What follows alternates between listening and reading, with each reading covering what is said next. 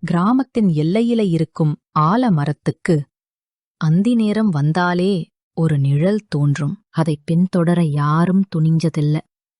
ஆனா ஒரு நாள் கிருஷ்ணன் மட்டும் அந்த நிழலை பின்தொடர ஆரம்பிச்சான். நிழல் குலத்தருகே நின்னது. கிருஷ்ணன் கேட்டான், இங்கே வா. அவன் பார்த்ததெல்லாம் சிவப்பு கண்கள் மட்டும். ஒரு நொடி, ஒரு சத்தம். கிருஷ்ணன் காணாம் போய்த்தான். அடுத்த நாள் குளத்தருகே அவன் செருப்பு மட்டும் கிடைச்சது. ஆனாலும் இன்று வரை அந்த நிழல் அந்தி நேரத்தில் திரும்பி வருது.